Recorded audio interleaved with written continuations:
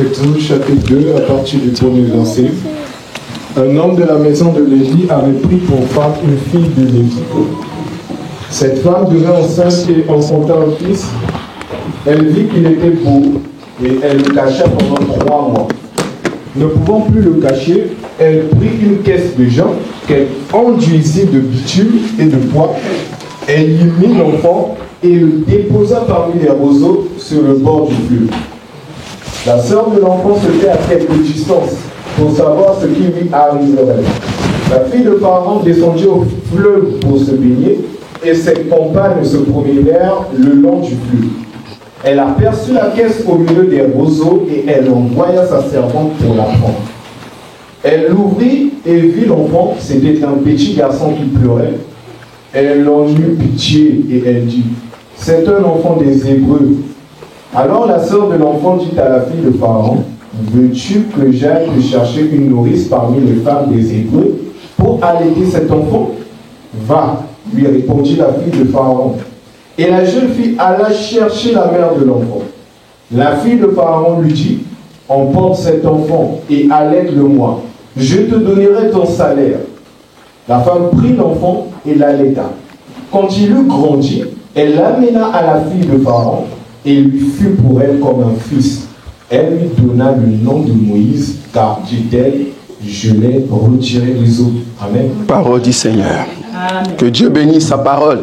Amen. Shalom à tout un chacun de nous. Que Dieu vous garde dans sa fidélité. C'est encore une opportunité de plus d'être au milieu de cette auguste assemblée et parler de la part du Seigneur. Comme vous le savez, notre thème s'intitule « La fille de Pharaon ». Comme je le dis le vendredi, permettez que je ne sois pas sur terre. Permettez qu'on puisse manger la nourriture solide. Pour ceux qui nous connaissent, nous avons en fait 4 langages. Je peux parler dans la doctrine, je peux parler dans la révélation, dans la prophétie et dans la connaissance. Même écriture, je peux le présenter sous 4 formes. Donc permettez qu'ici, je puisse monter avec vous pour ceux qui aiment la parole solide. Amen. Donc nous allons parler tout au long de ce mois de février, pour ceux qui savent, nous sommes en train de voir un enseignement pendant tous ces temps de séminaire qui va vous amener à comprendre la valeur que vous avez auprès de Jésus et le pouvoir que le Seigneur Jésus vous a donné.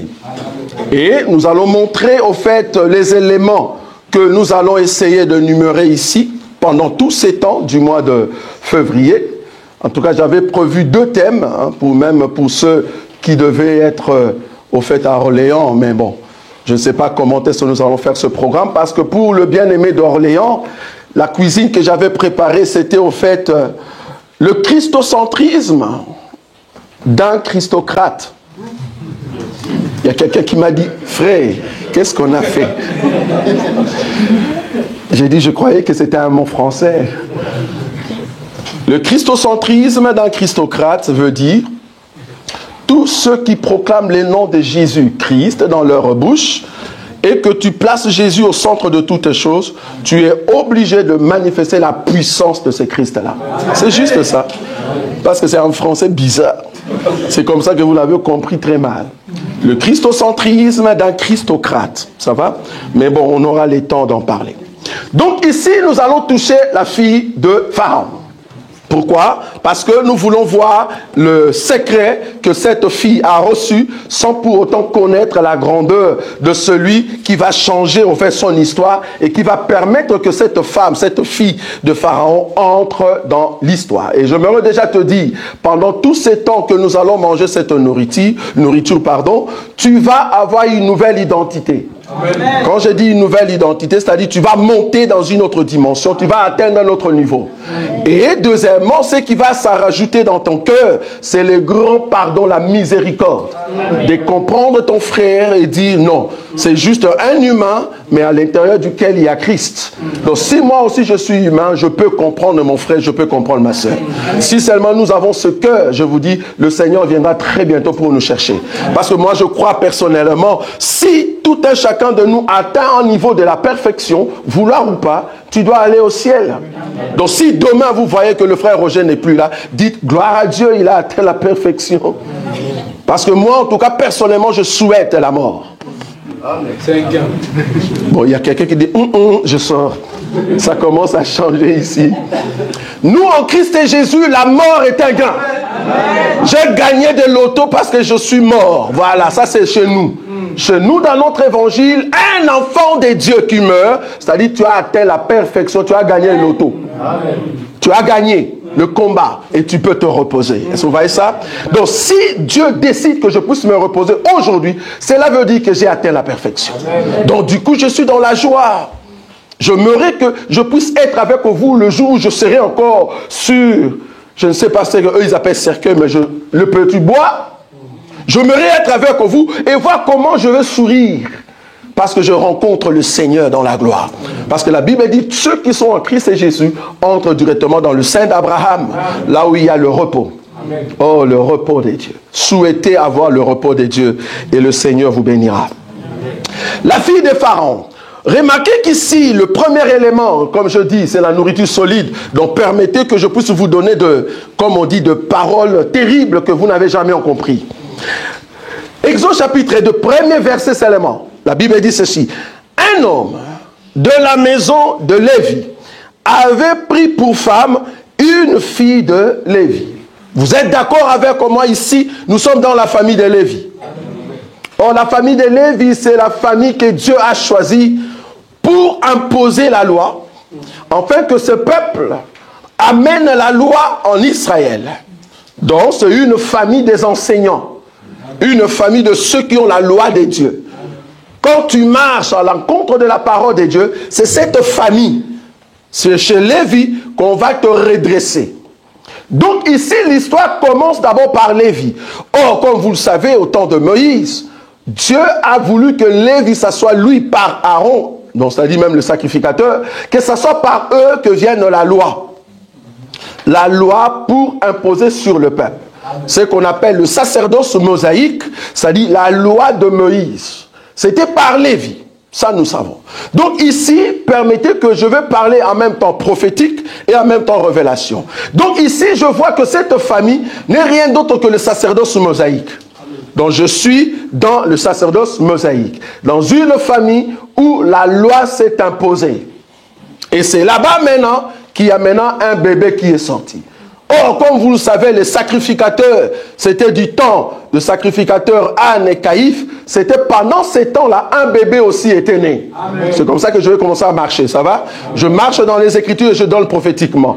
Donc, comme dans la famille de Lévi, et du temps de Anne aussi, il y avait aussi un bébé qui était né. Amen.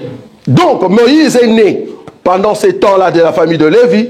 Et puis du temps de Anne, Jésus aussi est né. Amen. On est d'accord? Ok. Et puis je commence à descendre. Et cette femme devint enceinte et enfantant un fils. Elle vit qu'il était beau et elle le cacha pendant 3 mois. Quand la Bible dit cette femme devient enceinte, dans la prophétie, cela veut dire quand Israël devient ou reçoit la visitation de Dieu, alors Dieu, qu'est-ce qu'il a fait? Il a envoyé Jésus-Christ. Est-ce que vous voyez ça?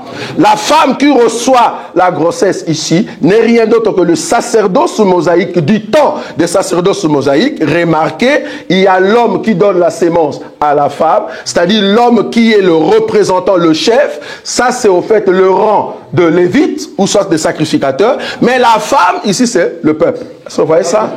Donc la femme, c'est le peuple. Du milieu du peuple, dans le ventre de la femme, Jésus est sorti. Est-ce que vous voyez ça? Donc c'est comme ça que je vais marcher. Donc la femme qui est enceinte ici n'est rien d'autre que Israël. D'Israël, Jésus va sortir. Donc cette femme peut être aussi Marie. Ok? Voilà. Donc pour ceux qui aimeraient prendre vraiment l'exactitude de la prophétie, la femme ici peut représenter Marie. Donc du coup, de Marie est sorti Jésus. De cette femme est sorti Moïse. Ok, c'est bien. Et puis du coup, qu'est-ce qui s'est passé? Le verset 3. Je reprends d'abord le verset 2. Cette femme devint enceinte et enfantant un fils. Elle vit qu'il était beau et elle le cacha pendant 3 mois. La Bible n'a pas dit 4 mois. Nous, dans notre évangile, chaque écriture a une explication. Si la Bible n'a pas dit 4 mois, c'est parce que la Bible savait qu'on n'a pas besoin du chiffre 4 ici. Mais on a besoin du chiffre 3. Pourquoi? Parce que nous sommes dans la maison de Lévi. Le chiffre 3 veut dire Lévi. Ça, vous savez, non? Si vous regardez le fils, au fait que Léa a mis au monde, le troisième fils n'est rien d'autre que Lévi. Donc, Lévi, c'est le troisième fils, là où il y a la loi. Donc, au troisième mois, pas au quatrième mois, au troisième mois. Donc, Lévi, qui est au fait le sacerdoce mosaïque, du temps de Jésus, la Bible dit pendant ces temps-là, pendant que la loi régnait, qu'est-ce que cette femme fait? Il va prendre l'enfant et il va le faire sortir de sa maison. Ça, c'est très bon. Ça, c'est très bon. Remarquez, il est dit ceci, cette femme devint enceinte et enfantant un fils. Elle vit qu'il était beau et elle le cacha pendant 3 mois. Ne pouvant plus le cacher, elle prit une caisse de jonc qu'elle enduisit de bitume et de pois. Elle y mit l'enfant et le déposa parmi le roseau sur le bord du fleuve. Je vais expliquer ça. Pendant les temps de la loi de Moïse, c'est là-bas que Jésus est venu. Jésus est venu pendant ces temps-là où la loi régnait. Mais remarquez que le peuple qui connaissait Jésus, pendant tous ces temps-là, pendant les 3 ans de Jésus, vous voyez ça? Pendant les 3 ans de Jésus, pendant les 3 mois, vous voyez ça? Pendant 3 mois, la femme gardait toujours l'enfant. Vous voyez ça? La Bible dit, la femme a gardé l'enfant pendant 3 mois. Pourquoi elle a gardé l'enfant? Parce que l'enfant était beau. Donc pendant 3 ans, Jésus était beau. Amen. Pourquoi? Parce que le ministère qu'il opérait, la puissance, on disait, waouh, un roi est au milieu de nous. Ça, c'est la beauté de Jésus, frère. Vous voyez ça? Pendant 3 ans, le ministère de Jésus. Il régnait encore en Israël, on ne l'a pas encore chassé. Pendant 3 ans de ministère de Jésus, c'est ça les 3 mois que le bébé est resté comme étant un bébé beau. Vous voyez ça? Dans la maison. Ok. Mais après les 3 ans, après les 3 ans du ministère de Jésus, Israël va vomir. Amen. Après les 3 ans, Israël va faire sortir Jésus dehors et le mettre à la croix. Amen. Après les 3 ans, pas avant. Et la Bible dit ici, après les 3 mois, remarquez ce que cette femme a fait. Ne pouvant plus les cacher. Je vais expliquer seulement ça, le morceau là. Parce que si je te donne la Bible, tu passes, toi tu sautes, moi je ne saute pas. Moi je reste là. Ne pouvant plus les cacher. Ok. Je vais te dire pourquoi cette femme ne pouvait plus cacher Moïse. Cette femme ne pouvait plus cacher Moïse, c'est parce que Moïse, ou le Christ, a dit que c'est lui Dieu. Amen. Israël a dit, toi tu es Dieu. On va te lapider. Tu ne peux pas dire que tu es Dieu. Parce que le véritable Moïse ici, c'est Christ Jésus. Est-ce que vous comprenez? Par rapport à 1 Pierre chapitre 1er. Vous allez comprendre pourquoi je dis ça. 1 Pierre chapitre 1er, commence à partir du verset 10. Pourquoi je dis Moïse ici, c'est au fait le Christ.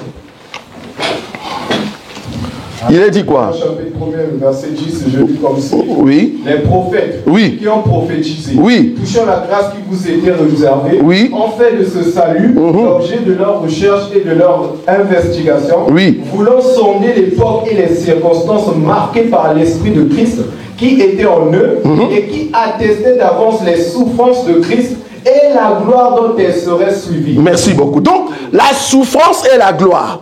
Si tu es prophète, parce que l'Esprit de Christ est en toi, vouloir ou pas, tous tes mouvements, soit tu fais la souffrance, soit tu fais la gloire, vouloir ou pas, tu parlais de Christ. Amen. Donc Moïse ici, nous expliquons Christ ici, dans cette écriture. Tout ce qu'on fait ici pour Moïse, c'est ce que le Christ devait endurer après. Vous voyez ça? Ok. Donc du coup, quand la Bible dit « ne pouvant plus les cacher », c'est-à-dire à un moment, il s'y portait. À un moment, la femme supportait de cacher encore Moïse. Mais à un moment, il dit non, ne pouvant plus le cacher. En d'autres termes, quand Jésus est venu, à un moment, on est venu l'arrêter. On a envoyé les gens aller arrêter cet homme-là. Ils sont venus. Ils ont dit, ils ont vu comment il prêchait. Ils sont rentrés et dit, jamais un homme n'a parlé comme cet homme. Ils l'ont laissé encore. Est-ce que vous voyez? Parce que 3 ans n'étaient pas encore arrivés. Il faut qu'on arrive à la fin du 3 mois. Amen. 3 ans. Est-ce que vous voyez ça? Amen. Et à la fin des 3e mois, 3 ans, là on dit non, cette fois-ci, nous ne pouvons plus les cacher. Vous voyez ça? Ils sont venus maintenant prendre Jésus. Ils l'ont amené à la croix. Remarquez, ils ont pris Jésus, on l'amène et on le dépose où? Sur la croix. On l'a déposé là-bas. Toi, tu ne bouges pas. Crucifié. Ça va? Reste là, tu ne bouges pas sur la croix. Remarquez ce que la femme a fait. La Bible dit, ne pouvant plus le cacher, elle prit une caisse de jonc, je vais expliquer, qu'elle enduisit de bitume et de poids. Elle y mit l'enfant et le déposa parmi le roseau sur le bord du fleuve. Est-ce que vous avez vu ça? Ah, la parole. Ok. Je commence d'abord par bord du fleuve. Je vous avais dit c'est la nourriture solide, non? Amen. Quand tu vois dans la Bible le bord du fleuve, ce n'est pas l'intérieur du fleuve. Amen. Quand on dit le bord du fleuve, c'est-à-dire nous ne sommes pas encore dans la profondeur.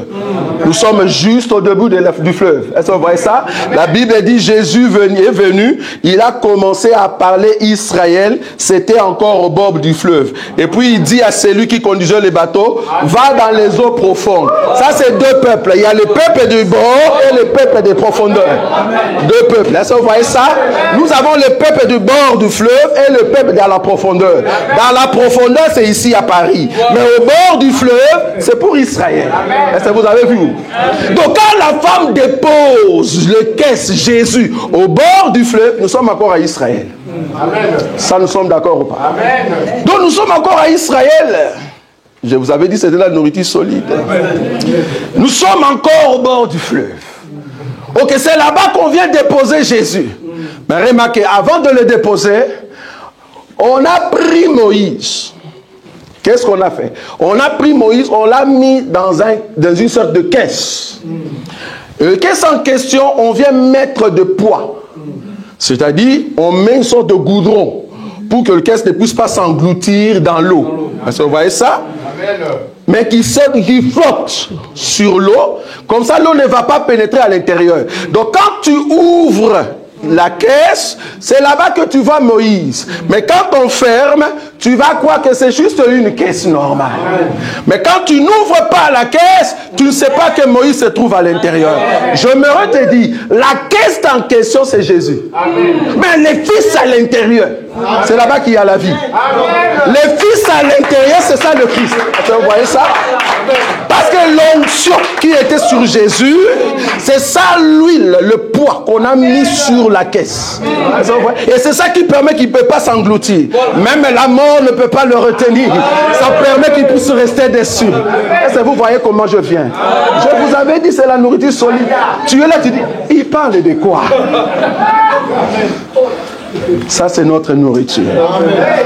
Ok, je vais essayer de bien malaxer la nourriture pour que tu comprennes. Dans la Bible, tout ce que tu vois dans la Bible parle de Christ Jésus. Maintenant, toi, tu dois aller dans la Bible, prendre une histoire, prendre quelque chose et expliquer Jésus à l'intérieur. C'est ça qu'on appelle la nourriture solide. Amen. Maintenant, la présentation peut être dans la révélation ou soit dans la prophétie. La prophétie, c'est quoi? J'ai pris question, comme la caisse, comme étant le corps de notre Seigneur.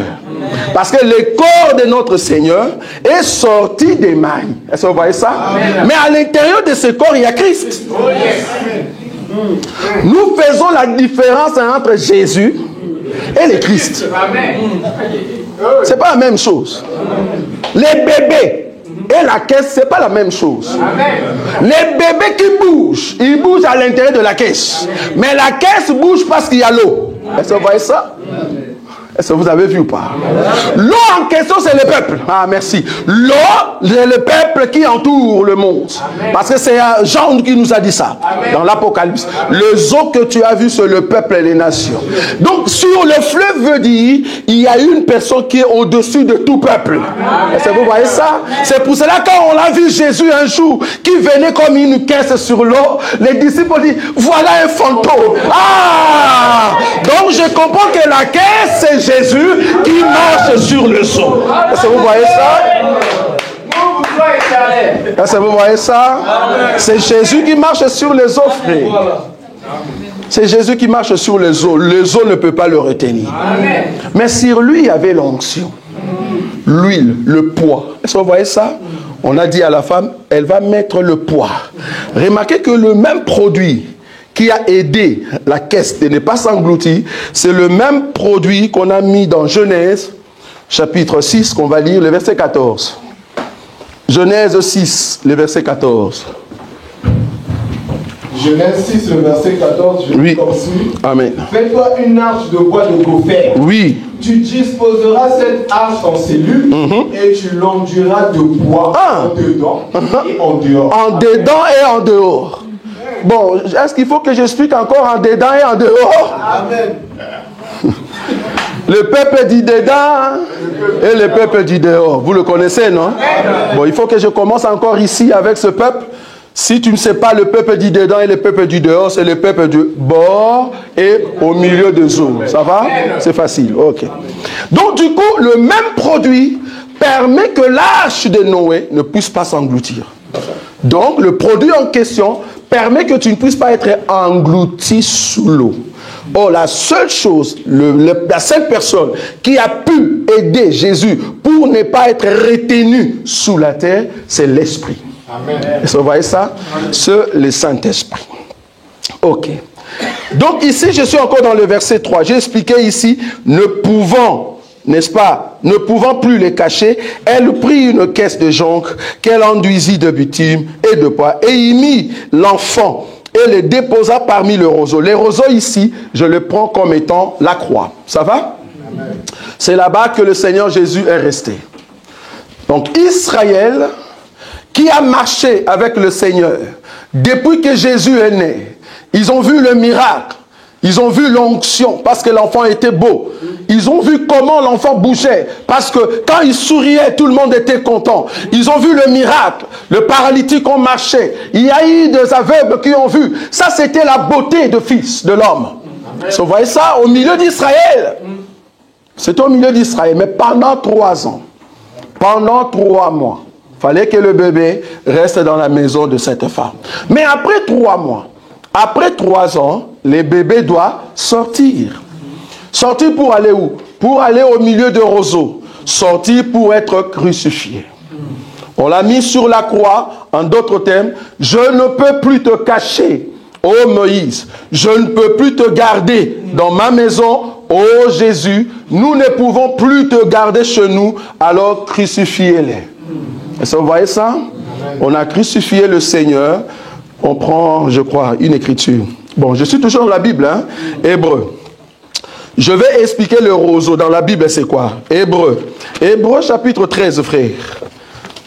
Le roseau. C'est quoi le roseau? Hébreu, je crois, chapitre 13. Là où on parle de l'opprobre. Est-ce que vous voyez cette écriture-là? Hébreu 13. Là où on parle de l'opprobre. Je vais prendre cette écriture rapidement parce que ce sont des écritures que... 13. Oui, il est dit quoi? Hébreu 13. Commence à partir de 12, oui. 12. C'est pour cela que Jésus aussi, afin de sanctifier le peuple par son propre sang, a souffert hors de la porte. Ah, vous avez vu ça?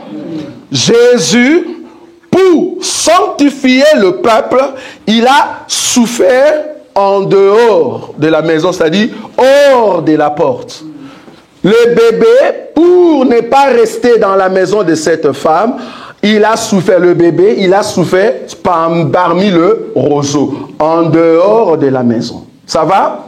Maintenant, quand le bébé est parmi le roseau, qu'est-ce qui se passe? Quand le bébé est parmi le roseau, est-ce que vous voyez ça? Maintenant, le bébé est parmi le roseau, qu'est-ce que Paul dit ici? Qu'est-ce qu'il nous rajoute? Parce qu'il faut qu'il y ait quelqu'un qui vienne maintenant voir le bébé là-bas.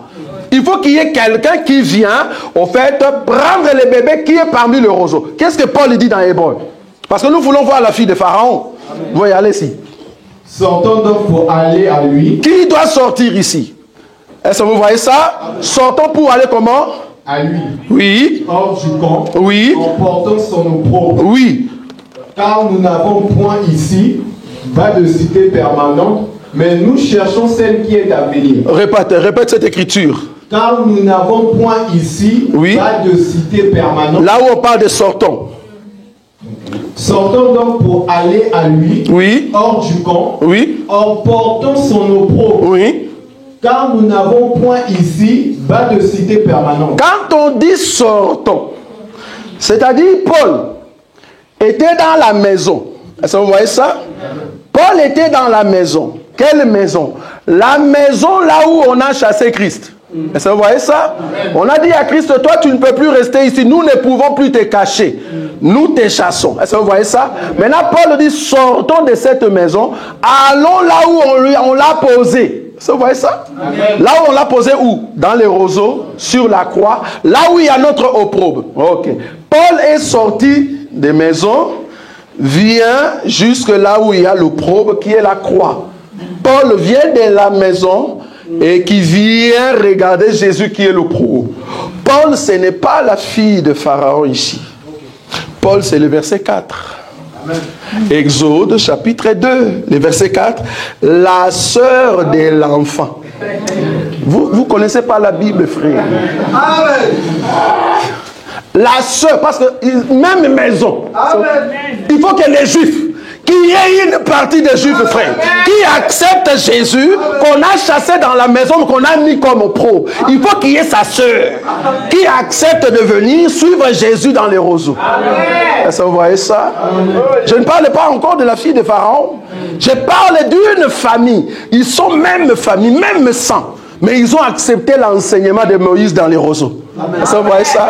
C'est la fille qui sort ici, le verset 4. Remarquez. La fille, c'est-à-dire la sœur de l'enfant s'éteint à quelque distance pour savoir ce qui lui arriverait. Bon, moi, maintenant, je vous amène là où se trouve cette fille. Et je vais prononcer les paroles que la fille parlait. Ça, c'est l'évangile, frère. Peut-être tu ne vois pas. Ok, montez avec moi maintenant. Comme des aigles. Quand la fille est sortie, la fille est venue, qui regardait les bébés dans les roseaux pour voir qu'est-ce qui va arriver. C'est les disciples qui étaient là, qui regardaient Jésus à la croix. Amen. Et Jésus regarde et dit, fils, celui-là c'est ta mère. Mère, lui là c'est ton fils. Amen. Et la fille ici était contente. Est-ce que vous voyez ça? C'est cette fille ce qu'elle fait. Elle regarde ce que Moïse va lui dire. Tu ne vois pas toujours. Je vais encore t'amener loin. Ici, c'est quand le voleur, il y avait un voleur à côté qui a dit au Seigneur Jésus, toi, hein, bon, tu es bon, tout ça, mais pourquoi tu es ici? Sauve-toi et sauve-nous. Il y avait un autre voleur qui était à côté et dit, mais toi, pourquoi tu dis ça? Tu ne peux pas dire ça. Lui, il n'a rien fait. Mais nous, ce que nous faisons ici, nous payons en fait ce que nous avons pu faire. Et puis, il dit, la fille ici, tu vois la fille ici, le verset 4, la sœur de l'enfant. La sœur de l'enfant dit, Seigneur, souviens-toi de moi quand tu viendras dans ton royaume. Donc la fille ici parlait avec Moïse dans l'eau. Bon, ça, tu n'as pas vu, il n'y a pas ici. Il faut que je t'amène dans les airs. Et qu'est-ce que Moïse a répondu à la fille? Moïse a dit, en vérité, je te le dis, fille, aujourd'hui, tu seras avec moi au paradis. Amen. Et la fille était là, la sœur. Parce que les voleurs et Jésus, ils sont surtout du même peuple. Ils sont du même peuple. La fille et les bébés sont du même peuple. Ce sont les peuples qui viennent de la maison, mais qui sont sortis en dehors, dans le bord, pour là où se trouve Jésus, là où il y a l'opprobre. Est-ce que vous voyez ça? Maintenant, il faut qu'il y ait un autre peuple, que j'appelle ici la fille de Pharaon. Un peuple qui sort de l'autre côté. Pas en Israël, mais de l'autre côté de l'Égypte, qui vient pour se baigner. Amen. J'avais dit la nourriture solide. Amen. J'avais bien dit la nourriture solide. La fille qui est sortie de l'autre côté, qui vient, c'est au fait le peuple qui est ici à Paris. C'est un peuple, vous étiez dans vos occupations. Vous baigniez dans les sangs, la Bible dit. Vous étiez encore dans le péché. Vous étiez dans votre monde. Alors que Jésus va dire une parole, il dit, le salut vient de Juifs. Fallait d'abord que cette fille voie là où se trouve son frère. Fallait d'abord que le juif accepte d'abord le Seigneur Jésus, c'est-à-dire les disciples qui ont accepté Jésus et qui l'ont vu à la croix. C'est la fille qui voit Moïse dans le roseau. Après cela, c'est nous. Quand Jésus, on l'a enterré, alors c'est là-bas que le Seigneur, je prends acte des apôtres. Et ça, c'est les grandes lignes. Je ne suis pas encore dans mon enseignement. Ce sont des grandes lignes. Acte des apôtres. Acte des apôtres, chapitre 28, bien-aimé. Le verset 28. Qu'est-ce qu'il est dit là-bas? Acte des apôtres, chapitre 28, le verset 28. Oui. Amen. Sachez donc que ce salut de Dieu a été envoyé aux païens. Ah, sachez donc, ce salut-ci a été envoyé à qui? À la fille de Pharaon. Est-ce que vous voyez ça? Donc, celui qui parle ici, c'est Paul. C'est au fait la jeune fille qui était près du bébé, qui a dit au fait, sachez-le à partir d'aujourd'hui, le salut en question ne sera plus votre salut, mais le salut que vous rejetez va aller vers la fille de Pharaon, c'est-à-dire vers l'Égypte. Et c'est comme ça que toi et moi, nous sommes appelés aujourd'hui à venir prendre le bébé qu'on appelle le bébé Moïse. Est-ce que vous voyez ça? Le bébé Moïse que nous sommes venus prendre, le bébé Moïse que nous sommes venus voir, c'est un bébé qui est retenu dans le roseau. Nous prêchons Jésus-Christ crucifié. Amen. Vous voyez là où je suis ou pas? J'explique en même temps, je donne la nourriture simple. Moïse qui est retenu dans le roseau, c'est Jésus-Christ crucifié. La fille de Pharaon, je vais lire le verset 5. La fille de Pharaon descendue au fleuve pour se baigner et ses compagnes se promenèrent le long du fleuve. Elle aperçut la caisse au milieu de quoi? Au milieu de roseau, et elle envoya sa servante pour la prendre. Elle l'ouvrit et vit l'enfant. C'était un petit garçon qui pleurait. J'aime ça. L'enfant qui pleure, c'est l'enfant qui souffre. Nous sommes d'accord ou pas? Amen. Nous prêchons Jésus-Christ crucifié. Amen. Nous prêchons Jésus-Christ qui a souffert à la croix. C'est l'enfant qui pleure. Ça va? Ok. Jusqu'ici, je vous ai donné au fait la sortie, dans des grandes lignes, la sortie de Christ qui est venu de la loi au milieu d'Israël, que Israël a rejeté, mais il y a une partie d'Israël qui ont suivi le Seigneur à la croix, c'est-à-dire la jeune fille. Est-ce que vous avez vu? Maintenant, il faut que cette fille-là rencontre l'autre peuple qui vient de l'autre côté. Amen. Pourquoi? Pour que les deux deviennent un. Ce n'est pas la mère d'abord, c'est d'abord la petite fille.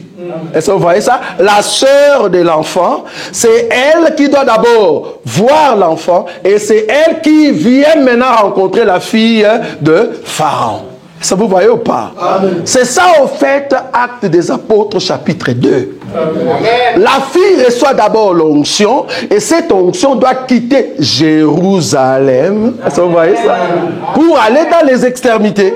Ça vous voyez ça ou pas? Donc c'est là-bas que l'onction a quitté Jérusalem pour venir ici à Paris. Donc vous et nous, nous sommes au fait la fille de Pharaon. Amen. Pourquoi Pharaon? Parce que nous étions dans la maison de Pharaon. Pharaon nous dérangeait, frère. J'ai dit à un bien-aimé, frère, je suis au travail, je dois rendre compte à Pharaon. Le travail de Pharaon. Nous souffrons, frère. Le travail de Pharaon, vouloir ou pas. Si tu as mal au dos, tu dois aller. Si tu restes à la maison, on ne te paye pas. Ça, c'est le travail de Pharaon. C'est lui qui était notre père.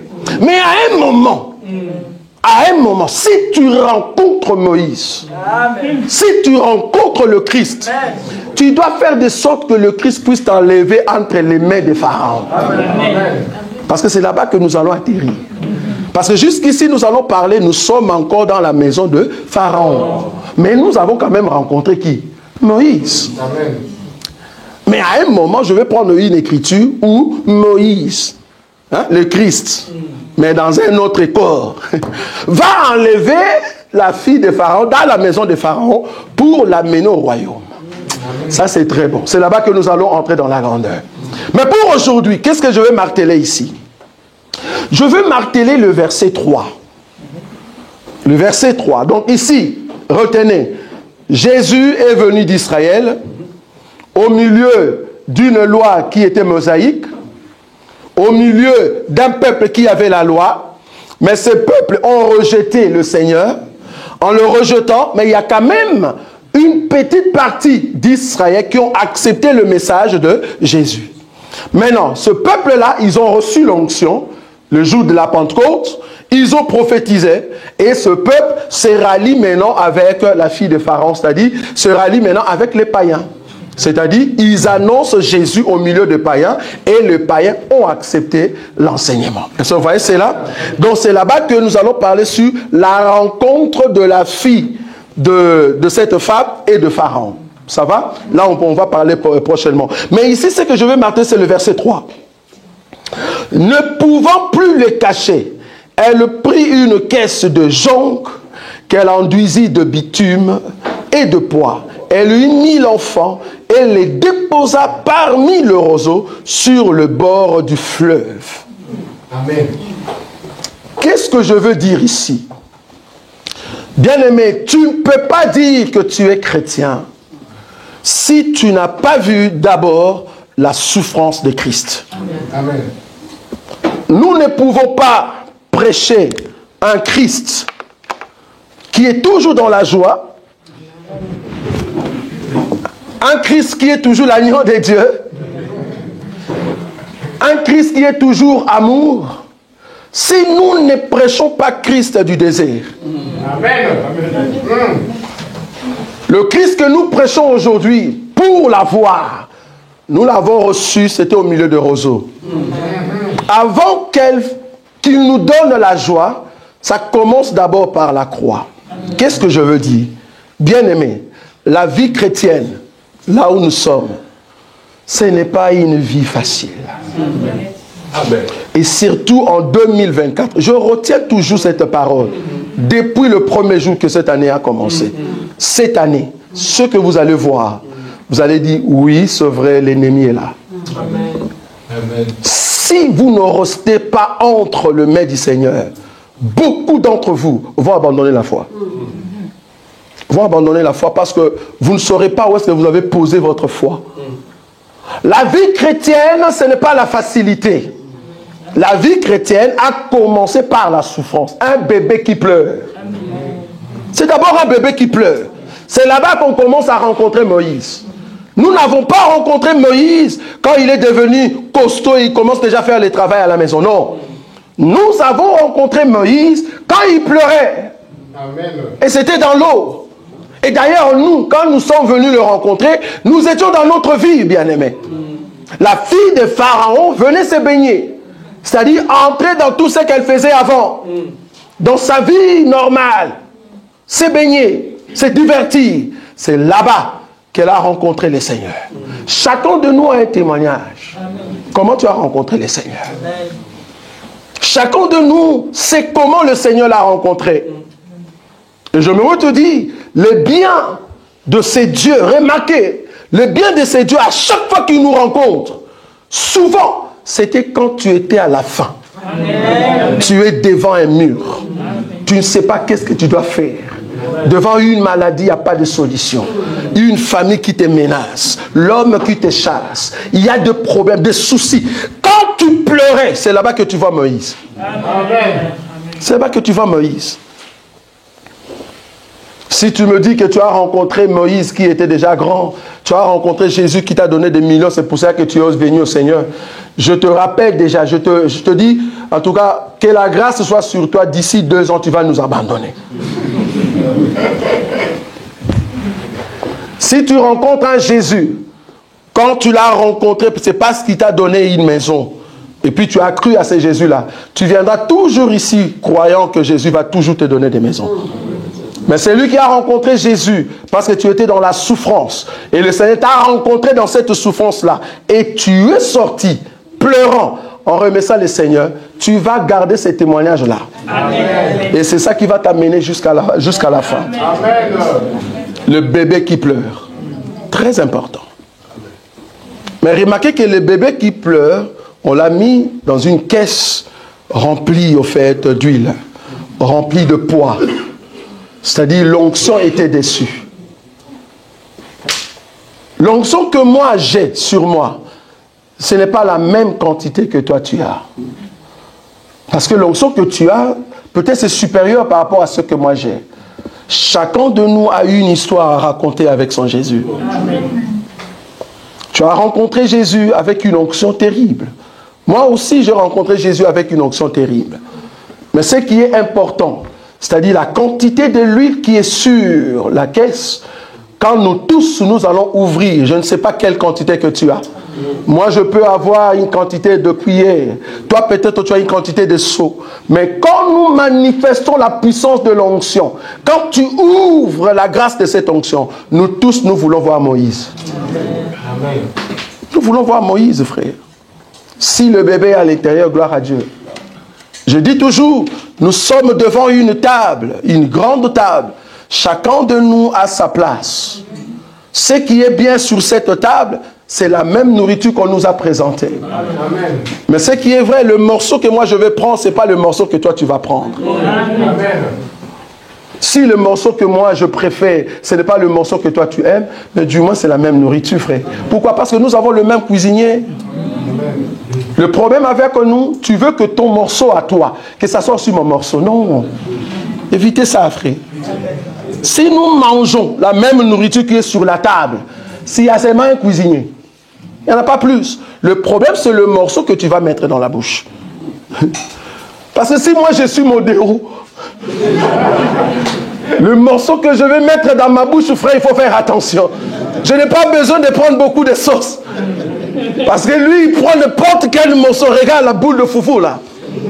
Et puis, il jette au-dessus, ouvre la bouche, bam! Lui, du moins, il est comme ça. Mais toi, tu n'as pas une grosse bouche comme moi. Tu vas prendre une petite quantité. Mais ce qui est bien, ce n'est pas la quantité du morceau. La qualité de la nourriture présentée sur la table. Si nous avons Moïse, si nous avons le Christ, c'est ça qui est important. Ce n'est pas le morceau. C'est vrai, j'ai des défauts.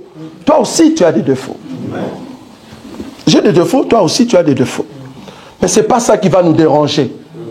C'est pour cela, Jésus étant un bon cuisinier, un bon tailleur, je l'appelle tailleur, pourquoi? Parce que le jour où il nous a appelés dans sa parabole pour entrer dans la fête, il a appelé tout le monde, il a ramassé n'importe où. Amen. La Bible dit même dans des carrefours, venez parce que ceux qui devaient être à la fête ne sont pas venus. Parce que celui qui devait être à la fête, c'était votre Israël. Amen. On a dit à Israël, viens manger. Israël, non, moi j'ai mes occupations. Voilà. Et d'ailleurs, je n'ai pas faim. Pourquoi il n'a pas fait? Parce qu'il avait déjà mangé. Qu'est-ce qu'il avait mangé? Il a mangé la loi de Moïse. Bon, lui, viens manger là-bas. Non, je ne mange pas. Nous, on a déjà mangé Moïse. Ok. Vous ne voulez pas manger? Je vais chercher un peuple qui a faim. Heureux ceux qui ont faim et soif, car le royaume de Dieu est pour eux. Vous voyez? Ah, il est parti maintenant nous chercher. Mais quand il est venu nous chercher, frère, il nous a rencontrés dans des carrefours, dans des boîtes de nuit. Il nous a rencontrés dans Arena. Bon, je vois que tu étais là. Il nous a vus dans Arena. Il nous a vus il y a 2 jours lors de foot de Congo. Comment tu tournais par terre. Bon, il y a quelqu'un qui nous a dit le foot, c'est pas bon. Bon, moi je lui ai dit, bon, la justice de Dieu, il y en a.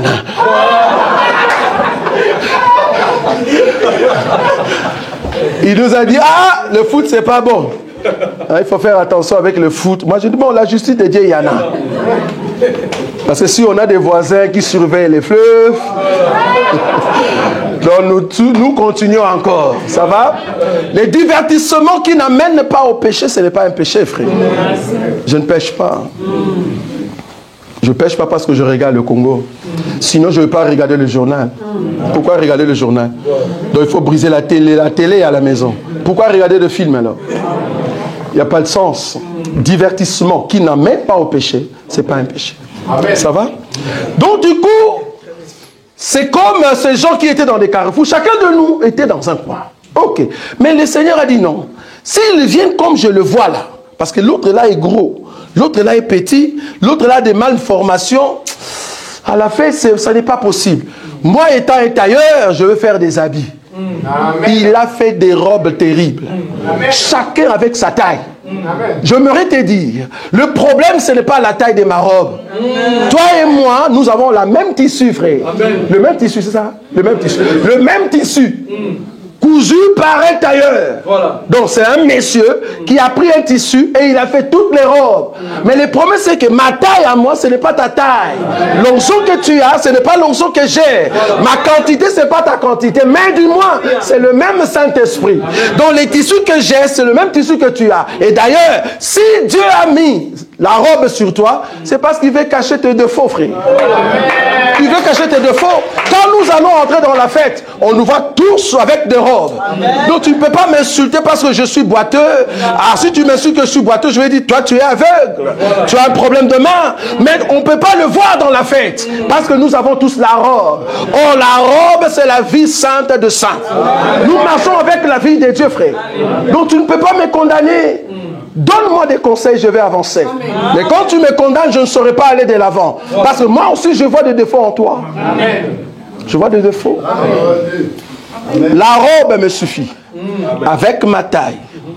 Pas avec ta taille. Voilà. Avec ma taille. Amen. Gloire à Dieu. Les tissus que tu as, c'est le même tissu que j'ai, mais nous n'avons pas la même taille. Amen. Mais du moins, quand on nous regarde, on dit, ouh, les uniformes. Voilà. Ah, ils ont les uniformes. Gloire à Dieu. Mais ce n'est pas la même taille. Est-ce que vous voyez ça? Amen. Chacun de nous a une grâce particulière auprès de Dieu. Amen. Si seulement je sais supporter l'autre, si seulement je sais voir que l'huile qui est sur toi, ça vient de Dieu, c'est ça qui importe. Amen. Ayez un grand cœur, bien-aimé, de vous supporter les uns les autres. Deuxième élément pour finir. Deuxième élément pour aujourd'hui. La Bible dit que la caisse, elle prit une caisse de jonc. Est-ce que vous avez vu ça? Une caisse de jonc. En fait, l'arbre où qu'on a construit cette caisse, c'est un morceau de bois qui est durable contre l'eau. Ce n'est pas du genre du bois qu'on construit. En tout cas, excusez-moi si le monsieur va nous regarder. Ce ne sont pas du bois qu'on construit chez Ikea. Non. C'est-à-dire, quand il y a la pluie, les messieurs, le bois, la table étaient minces, mais quand il y a la pluie, il absorbe l'eau. Et puis, il gonfle. Non. Ici, la matière jonc veut dire résistible à l'eau. Vous voyez? Donc, la femme a conçu une caisse avec cette matière-là, et au-dessus, il vient mettre maintenant l'onction. C'est-à-dire l'huile. Qu'est-ce que je veux dire? Chacun de nous, avant d'avoir le Saint-Esprit, Dieu qui te connaissait, qui savait qu'un jour tu auras l'onction sur toi, vouloir ou pas, il t'a conçu pour que tu sois irrésistible. C'est-à-dire, quand il y a des choses qui arrivent que tu puisses supporter, c'est là-bas que je voulais venir. Est-ce que vous voyez ça? Si tu ne supportes pas, que ce soit ta femme, ton mari, tes enfants, il y a un grand souci. Ce n'est pas pour rien, chacun de nous a une éducation et nous avons abandonné nos maisons et nous venons ici pour construire ce qu'on appelle église. C'est pour cela que Dieu amène ce qu'on appelle l'enseignement pour éduquer tout et chacun de nous à avoir la même éducation. C'est pour ça que je dis nous ne sommes pas des Congolais. En tout cas, s'il y a des Congolais ici, je suis désolé, ce n'est pas ta place. Amen. Amen. Nous ne sommes pas des Français. Si tu es Français, je suis désolé, ce n'est pas ta place. Amen. Moins encore des Noirs. Nous ne sommes pas des Noirs. S'il y a des Noirs ici, je suis désolé, vous pouvez sortir. Nous sommes la race céleste bien-aimée. Une race qui est venue de Jésus, qui change toutes choses. Parce que nous avons été créés selon les joncs. Est-ce que vous voyez ça? Les joncs, c'est la matière qui résiste à tout. C'est ça Dieu. Dieu nous a envoyés parachutés sur terre, mais ayant déjà la prédestination de ceux qui reçoivent l'onction. Ça c'est Dieu. Tu ne peux pas recevoir l'huile sur toi si tu n'es pas jonc. Tu dois être le bois de jonc, frère. C'est ça qui prouve que tu n'es pas un païen. Un païen ne va pas résister. Vous voyez ça? Il ne va pas résister. Mais si toi tu résistes, contre tout vent, c'est parce que Dieu t'a créé différent des autres. Remarque un peu le problème que tu as eu dans ta famille. Le problème qui t'est survenu, que ce soit dans la société. Mais comment tu as pu supporter ça? C'est parce que tu n'es pas n'importe quel bois, frère. Amen. Tu es jonc. On t'a créé pour résister contre l'eau. Ce qui manque maintenant sur toi, c'est l'huile. On va rajouter l'huile tout au long de cet enseignement. C'est là-bas que quand tu vas t'ouvrir, c'est Moïse qu'on verra. Parce que tu es fort. Moi, je le crois. Et avec la force, la prédestination que Dieu t'a envoyée sur terre, c'est pour manifester la nature de Dieu. Amen. Nous sommes la nature de Dieu. Dis à ton frère, tu es la nature de Dieu. Nous sommes la nature de Dieu, bien-aimé. Peut-être tu ne le vois pas, mais regarde très bien, tu verras les traits de Dieu. Parce que quand je souris comme Jésus. Et à un moment, quand je marche comme Jésus. Maintenant, pour voir ça, tu dois avoir les yeux de notre grand frère. C'est là-bas que tu vas remarquer les traits de notre Seigneur. Parce que nous avons Jésus en nous, bien-aimés. Oh, le Seigneur de gloire. Nous sommes debout, nous allons prier, nous sommes debout. Il est vivant, Jésus.